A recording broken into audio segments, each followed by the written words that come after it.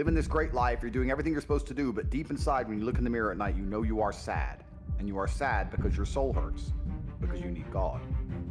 When God becomes your ally, then no mortal man is worth fear or even respect. I will destroy any mortal man on the planet. I fear one person, and that is God alone. So God just broke your heart on purpose to show you that the way you're living your life and the man you are simply are not good enough. What have you changed since? You need to get up and work so hard that even in the eyes of God, he is proud of you. God loves his creations, which show him their true potential and beauty. By getting up and trying your absolute best and becoming a man of moral standing, he will reward you and bless you. You are wasting your energy. Heartbreak is unlimited motivation. If I was heartbroken, I'd be in the gym every morning. I'd be a beast. I'd be running. I'd be working. I couldn't sleep. I'd be an absolute animal. I became me through tedious, arduous, difficult, never-ending work. You're failing God. If you were the best version of yourself and you were waking up every day trying your absolute best to be a unique and special individual, then you would not be failing God any longer, and he would not plague you with this bad luck. And you need to become a formidable force of man that cannot be replaced or replicated anywhere else on God's green earth. That's what you must do. This is going to repeat endlessly. It's a cycle that will not fucking change until you take the message from God and become the man you're supposed to be. I want young men to understand that as hard as it is to train hard and become important, and work hard and become rich, it's harder to live your entire life as a millionaire. This is why I teach people how to make money. Because if I teach you how to make money, then you can think for yourself. You can't think for yourself if you have a job. This is the only reason I teach people how to make money, so that people can stand up and talk. Could I act and say the things I say if I was poor? No. It is your duty to God to get rich. Because unless you are rich, you're always going to be a slave. It is your duty to God to get rich. This is why I teach it. I think the universe is absolutely and utterly giving. I've never seen anybody dedicate themselves to something completely and fail. I've never seen somebody eat right, go to the gym every day, train really hard, and not be in good shape.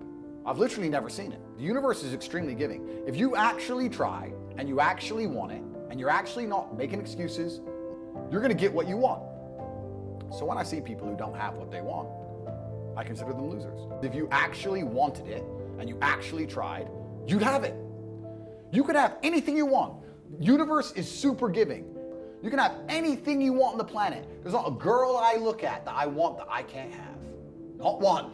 That's my reality. There's not a car I can't have. There's not a house I can't buy. If I want to go to a yacht, if I want to go to Antarctica, there's nothing I can't have. Bam. Because I've decided to become this man. It's the same for absolutely every single one of you at home.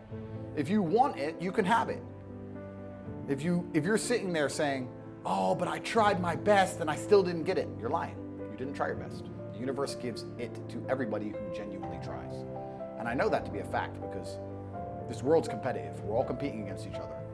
And the majority of people don't try. Like I've achieved this amazing life and I've tried very, very hard. But it could have been harder. I mean, was it that hard? About 86% hard. It wasn't 100% hard. Why? Because the competition's zero. You are not unlucky. You're breathing. You're lucky. The unlucky ones are gone. You're alive and you are lazy. And if I wanted something that I couldn't have, I guarantee you can speak again in a few months and I fucking have it. I guarantee you. Because if I want something and I can't have it, I can't sleep. When I was broke, I couldn't sleep. I don't know how there's broke people out here sleeping just fine at night. Going, oh, you know, inflation's 20%, gas prices are 6 times, everything on the news is a lie, I never stand a chance of ever getting rich, where's my pillow? I'd go to bed at night as a teenager and think, I looked it up on the internet. It was a Honda Civic Type R. I wanted one, it was 38,000 pounds. I had no money, less than 50 pounds in my bank, couldn't afford it. Then I looked up how much a Ferrari cost, 210,000 pounds.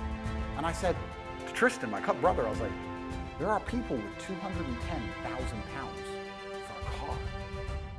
And he's like, yes, so? I'm like, no, not so. How? If I worked my job for 6 years and saved every penny, if I walked to work and didn't eat, I couldn't buy this car. How are people doing this? I couldn't sleep at night when I was broke. I knew that everything was a lie. I knew the Matrix was lying to me. I knew I had to find a way out. I was sitting there going, I refuse to live my human years and be some second-class citizen peasant when there's people out here who get to do what they want. I couldn't tolerate it, and I was so uncomfortable that it gave me the motivation I needed to escape. So when I say people are lazy, they go, I'm not lazy, I work hard every day. You work 8 hours a day? You work eight? If I'm awake, I'm working. I'll be driving my Bugatti Chiron through Dubai, working. I don't take a second off. I don't take a minute off. I don't relax. I don't rest. I don't stop. I don't chill. None, ever. I'm either asleep or at work. That's it. Second I wake up, I check my phone, I begin working. I go to the gym, in between sets, I am working. Until the second I go to sleep, I am at work. That is all I do. And you are at home competing against me, and you want to watch a movie tonight, and then say you're not lazy. Effort, dedication, work hard, because the talent is not enough anymore. And if you don't dedicate it 100%, you're not gonna reach the level that you want. For example, you arrive home, you had a lunch, you do it a quick nap, and you wake up, you play with your kids, blah, blah, and I have to go to the gym at least 30, 40 minutes, but this will make the difference in the end of the day, you understand? If you not do it that work, you miss one. The next day, it's 2 sessions that you lost. And I know in the end of the day, in the end, they're gonna make a huge difference. We're gonna try to win the all trophies. We know it's gonna be difficult, especially the league and the Champions League. But I think it's possible, step by step. I think everything is possible. Ronaldo! What a goal by Cristiano Ronaldo! You know, you cannot rest or sleep because the other one can pass you. And we fight, you know, to be the best.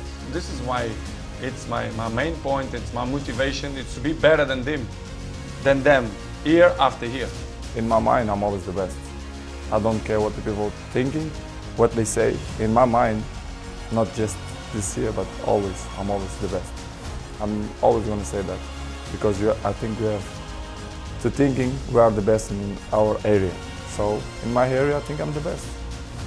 The age is, for me, it's a number. Not necessarily means that you have 34, 35, 36, that you are in the end of your career. I can show that with my exhibitions, the way I play, the way I still feel good, sharp, thinking the game, more mature. I think this makes the difference.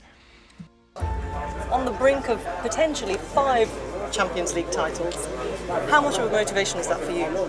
I'm always motivated. Even if it's my first Champions League or second, I will be motivated because it's the most important trophy in terms of club. So I'm really excited, and we had the opportunity again to win new Champions League. When you had those tough times, could you ever have imagined being in the place that you are today? Oh, of course no. Of course no. But I always thinking, when I take that decision, I will be a professional player. I will be something in football. This is I feel, because I was feeling from the beginning that I was different than the other ones. It's not about the money, it's about the passion. Suppliers didn't take us seriously. Like we could get hardly any of the best suppliers wouldn't talk to us. So then we had to just build a lot of the stuff ourselves, be vertically integrated, or we couldn't create the car. This was a video game. The setting is just extreme difficulty. Not impossible, but extreme difficulty. I mean, there's been many times where I expected to lose everything. Not, I mean, who starts a car company and a rocket company expecting them to succeed? Certainly not me. I thought they both had less than a 10% chance of success. And frankly, I wasn't wrong in that in 2008, we had the 3rd failure of SpaceX, and if the 4th launch had failed, SpaceX would be dead in 2008. We had no money for a 5th launch. And for Tesla, Tesla's been on the verge of bankruptcy many times. So, but we were able to just barely raise enough money to squeak by and close the financing round for Tesla on the last hour of the last day that it was possible. And if we had not closed that financing round then, it would have gone bankrupt 2 days after Christmas. Life can't just be about solving one problem or another. There need to be reasons to be inspired. You know, reasons that move your heart and say, yes, the future's going to be great. And when you get out, when you wake up in the morning, I can't wait to see what happens next. I believe if you had a magical time machine where you could peer into the future and you were to show a guy who was complacent, chilling, likes to play video games too much, doesn't really have an action plan, is working some job, if you were to show him himself at 50, still flipping those burgers, he'd be like, whoa, I have to do something, I have to wake up. So if you're watching this podcast, this is that time machine right now. Stand yourself in front of the mirror if you are that person. Imagine yourself 30 years older. Imagine yourself fat, out of shape, bags under your eyes, wrinkles on your skin, gray hair. Imagine that man exactly where you are today. And if you don't like it, do something to change it. But if you don't have the patience to put the work in to get what you want out of something, it's going to reflect negatively in every single aspect of your life. And you're doomed to be unhappy and you are doomed to be a failure. How do I deal with grief is a question that I always find very complicated. So, as you know, I've had a similar situation happen in my life. What choice do you have, my friend? What do you mean? What happens if you don't deal with the grief? I don't understand. Are you going to kill yourself? Drink yourself into depression? Ruin your own life? You have no choice. You're on a train track. And you can either change the direction of the train that goes off a cliff, or you can keep it on the track. Time is going to still keep going on, and you are going to be sad. So are you going to be a sad winner, or are you going to be a sad loser? I didn't go on vacation for 2.5 years. It was a straight money mission. And the thing is with money is once you realize you can generate these insane amounts, the hunger becomes real, and we got addicted to the money. It wasn't about the lifestyle. No one on the internet knew who I was at this point. My Instagram had about 1,000 followers. I didn't have a photographer. I wasn't trying to flex. I wasn't producing YouTube content. I wasn't doing any of that. I was just sitting there with Andrew every single day, looking at our spreadsheets. Okay, how much have we made today? X thousand. Okay, that's good. Tomorrow we need to put this girl here. We need to change her set a little bit here. I don't know. Put this one in a little cute anime costume. And we just worked and worked and worked. When people say, oh, do what you're passionate about, follow your passion. No, I would say do what you're good at and do what you're competent at, but don't necessarily, do you think Aliko Dangote is Nigeria's richest man? He made his money in concrete. Do you think he gives a fuck about concrete? No, he's a billionaire. So no, don't follow your passions. That's what I would say. Because your passion might be one of those passions that just keeps people broke. When people come to me and say, oh, this happened, I'm really sad, or my heart broke, or this bad thing happened to me, I say, good. Thank the Lord that he's given you this endless source of motivation. You're wasting it. That's your problem. But it's been given to you. Nitrous oxide has been given to you. You just have to use it in the correct way. If I feel extremely happy and excited, I'm going to use that as motivation or energy to do amazing things and do good and work hard. If I feel absolutely depressed and distraught, I'm going to use that as endless energy and motivation to do amazing things and work hard. It doesn't matter what you give me. Energy cannot be destroyed. It can only be converted and transferred. It doesn't matter what fuel you give me. If you give me diesel, petrol, kerosene, vodka, it doesn't matter what fuel you put in my engine. My engine only knows how to do one thing, and that is succeed. If you truly want to win, you can't only want to win when you're happy, and you can't only want to win when you're motivated, because you're competing against people like me who want to win all of the time. And unfortunately, it's player versus player. Every single girl that you want, every single dollar that you want, I also want. You're competing against men like me who will perform even when it's raining, not only when the sun is shining. And if you're going to be the kind of person who can only do it in one of those scenarios, you are going to lose. You must be prepared to perform all of the time. As a man, you can be anything you decide you want to be. That's the beauty of being a male. You can build your character completely from the ground up, just like a video game. Every single thing about me that people respect, I built. I was not born a world champion kickboxer. I was not born this intelligent or intellectual. I was not born this rich. I was not born this strong. I was not born this confident. I was not born this interesting. I was not born this charismatic and humble and gorgeous and tall and strong and sexy. I was not born none of these things. I became these things myself. So I deserve all the spoils of war. And anybody who decides they don't want to work hard enough to become those things, then they deserve to sit and accept they're my inferior. So what are you going to do with all of that inside of you if it's not positive? Well, it's going to consume you and you're going to end up self-destructive, or you're going to embarrass yourself, or you can take all of that and put yourself in a position where it never happens to you again.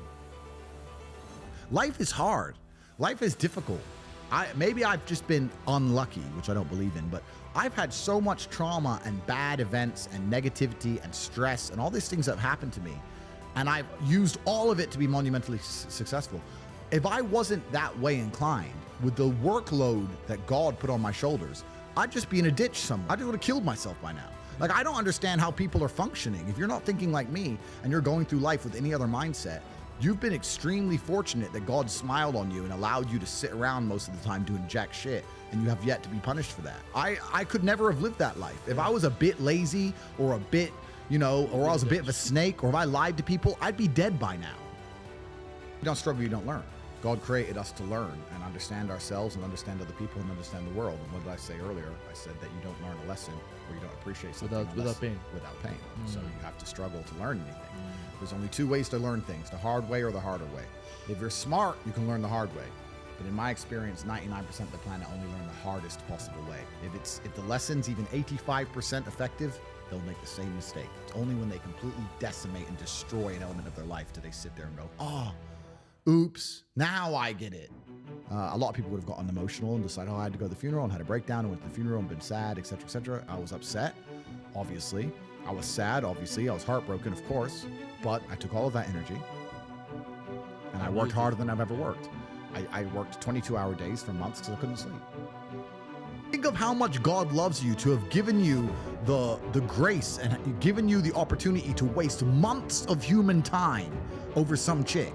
Like, talk about blessed head to toe. If I waste months, empires are gonna collapse. I'm gonna end up in a cell or dead if I waste months. I have things to do every single day. I can't waste a second.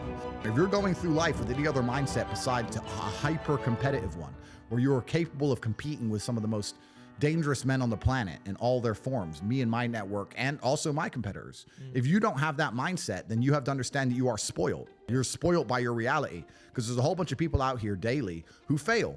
There are men out here who fail daily and they have yet to feel the true consequence for it. They fail to go to the gym when they know they should have gone to the gym.